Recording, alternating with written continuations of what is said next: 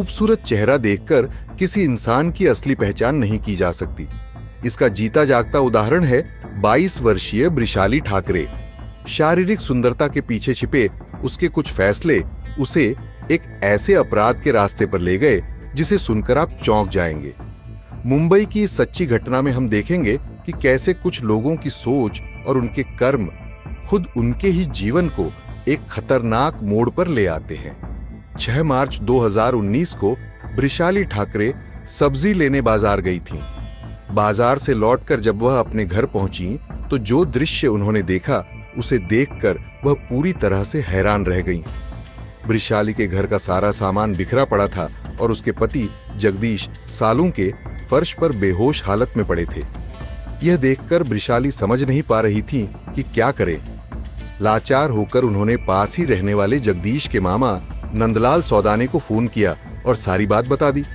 खबर सुनते ही मामा नंदलाल सौदाने तुरंत उनके घर पहुंचते हैं और जगदीश को अस्पताल में भर्ती करवाते हैं।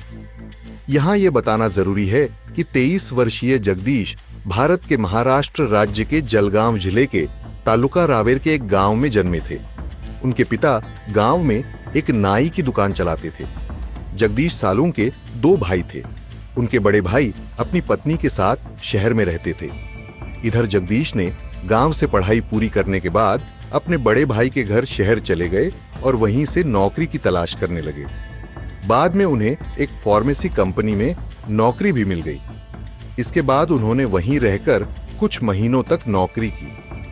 तनख्वाह भी ठीक ठाक थी, इसलिए परिवार के बुजुर्गों ने सोचा कि अब जगदीश की शादी कर देनी चाहिए। इसके लिए कई जगह रिश्ते भेजे जाने लगे। इसी दौरान 22 वर्षीय वृषाली ठाकरे का रिश्ता आया, जो मुंबई के मलाड इलाके की रहने वाली थी। वृषाली देखने में बहुत सुंदर थी और इसी कारण जगदीश का परिवार पहली ही नजर में वृषाली को पसंद कर लेता है।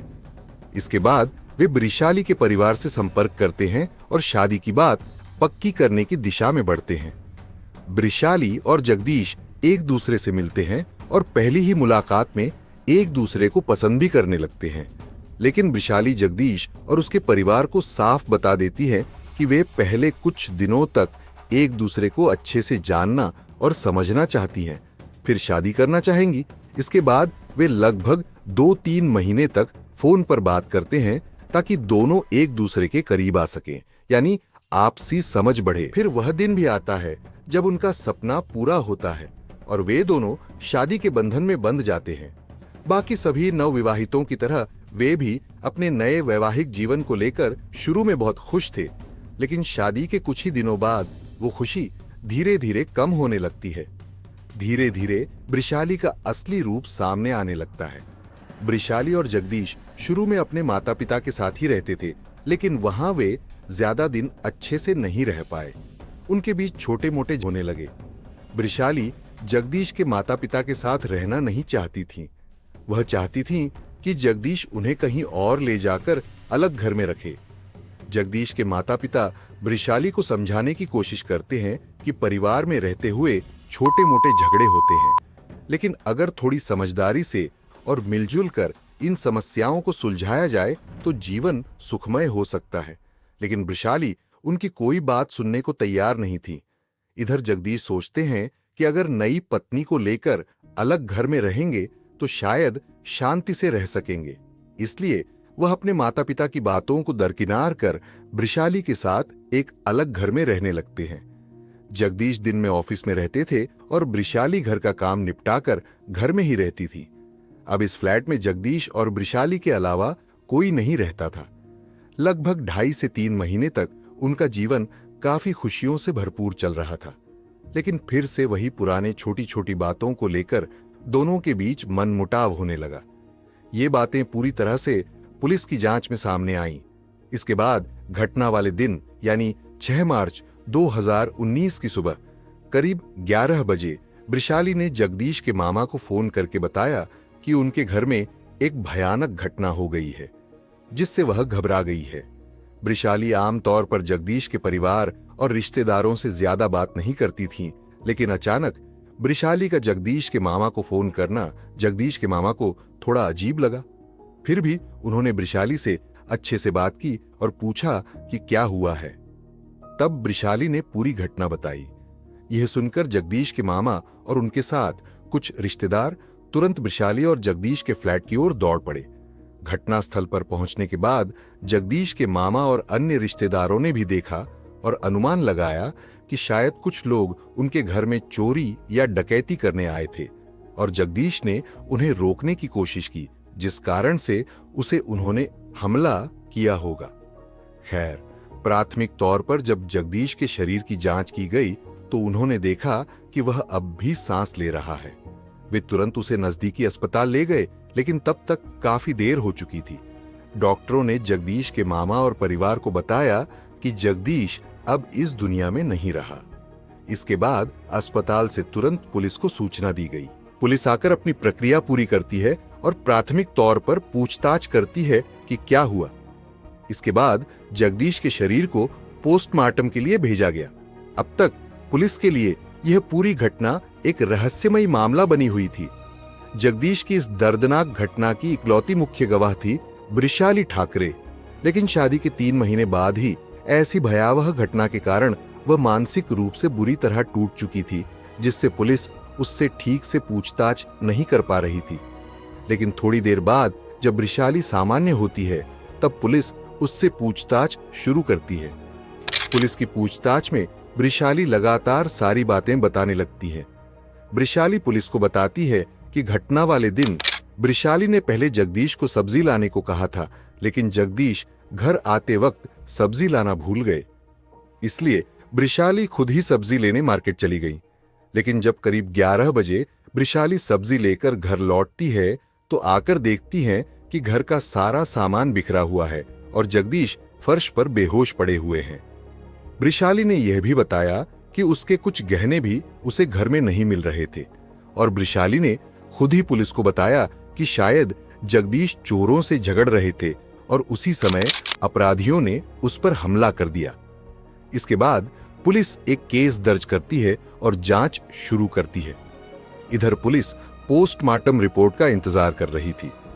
जब जगदीश की पोस्टमार्टम रिपोर्ट आती है तो पुलिस चौंक जाती है। रिपोर्ट में पता चलता है कि पहले जगदीश को रस्कर मारा और दूसरी बात यह कि इस दर्दनाक घटना से पहले उसे खाने में जहर दिया गया था। तब पुलिस को शक होता है, क्योंकि अपराधी इस तरह प्लानिंग के साथ इतनी निर्ममता से कोई वारदात क्यों करेंगे। तभी पुलिस समझ जाती है कि यह घटना पूरी तरह से एक साजिश थी। अब पुलिस का शक जगदीश सालंकी की पत्नी वृषाली ठाकुर पर जाता है, क्योंकि उस फ्लैट में वृषाली और जगदीश के अलावा कोई और नहीं रहता था। इसलिए पुलिस ने फैसला किया कि वे वृषाली से पूछताछ करेंगे। वृषाली को थाने बुलाया गया और फिर उससे एक के बाद एक सवाल किए गए, लेकिन शुरू में वृषाली अपने पहले दिए गए बयान पर ही अड़ी रही। वह बार बार यही कहती रही कि उसके पति की इस दर्दनाक मौत के लिए डकैत जिम्मेदार हैं।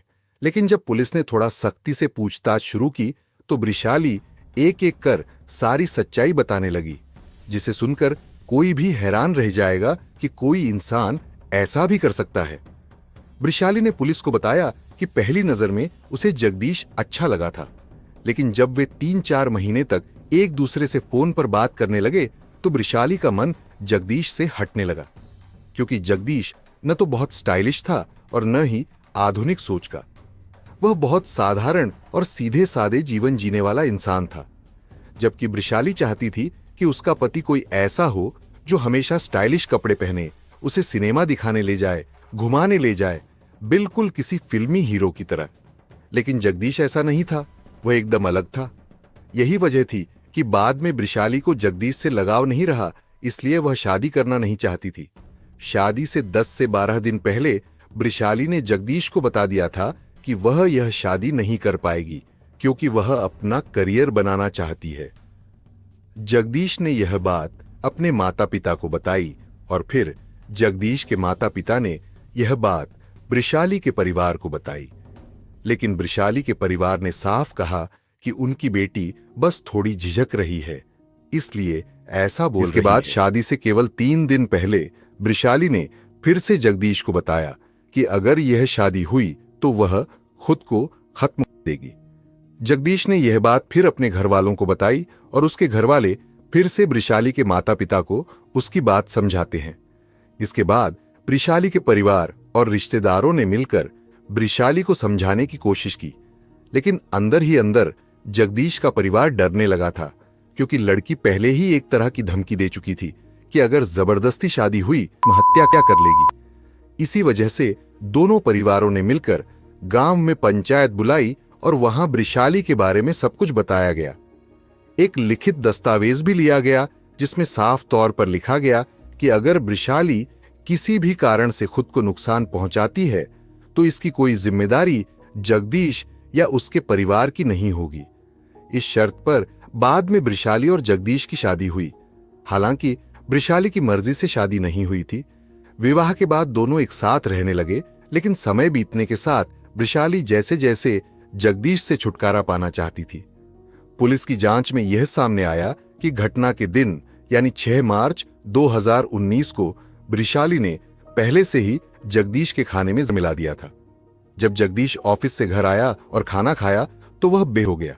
इसके बाद वृषाली ने घर में रखी एक रस्सी उसका गवाकर उसे बेरहमी से। इसके बाद वृषाली योजना बनाने लगती है कि कैसे वह खुद को इस बचा सकती है। इसलिए वह घर से कुछ कीमती गहने खुद ही हटा देती है और घर का सामान देती है, ताकि देखने में लगे कि कोई अपराधी गैंग घर में लूटपाट करने आया था और उसी दौरान उसके पति को जान से मार दिया गया। इसके बाद वह जगदीश के मामा को फोन करके अपनी बनाई हुई कहानी सुनाती है। पुलिस की जांच में यह भी सामने आया कि यह पहली बार नहीं था। इससे पहले भी वृषाली ने जगदीश को जान से मारने की कोशिश की थी, वह भी शादी से कुछ दिन पहले। शादी से 2 दिन पहले एक बैचलर पार्टी सेलिब्रेट की गई थी, जिसमें वृषाली ने अपने कुछ दोस्तों को बुलाया और उसी पार्टी में जगदीश को भी बुलाया गया था। संयोग से जगदीश पार्टी में थोड़ी देर से पहुंचा, तब तक पार्टी लगभग खत्म हो चुकी थी। लेकिन उस पार्टी के खाने में वृषाली ने पहले से ही योजना बनाकर मिला दिया था, ताकि वह जगदीश को खिलाकर जान से मार सके। चूंकि जगदीश देर से पार्टी में आया था, वृषाली ने उसे खाना पैक करवा दिया और उसी पैक किए हुए खाने में जहर मिला हुआ था। जब जगदीश वह खाना घर लाकर खाने के लिए खोलता है तो उसमें से एक अजीब सी दुर्गंध आती है, जिससे उसे लगता है कि खाना खराब हो चुका है और वह उसे फेंक देता है। ये सारी बातें वृषाली ने पुलिस को जांच के दौरान खुद ही बताई। किसी भी तरह का अपराध सही नहीं है। अपराध से हमेशा दूर रहे। अगर कभी आपको लगे कि आप किसी रिश्ते में खुश नहीं हैं, तो उस रिश्ते से अलग होने की कोशिश करें। अगर कोई समस्या हो तो अपने रिश्तेदारों, दोस्तों या कानून प्रशासन की मदद जरूर लें। वीडियो में दी गई जानकारी इंटरनेट पर सभी के लिए उपलब्ध तथ्यों पर आधारित है। यह वीडियो केवल शिक्षा और जागरूकता के उद्देश्य से बनाया गया है। अगर आपको यह वीडियो अच्छा लगा हो तो कृपया वीडियो को लाइक करें, चैनल को सब्सक्राइब करें और अपनी राय कमेंट बॉक्स में जरूर बताएं।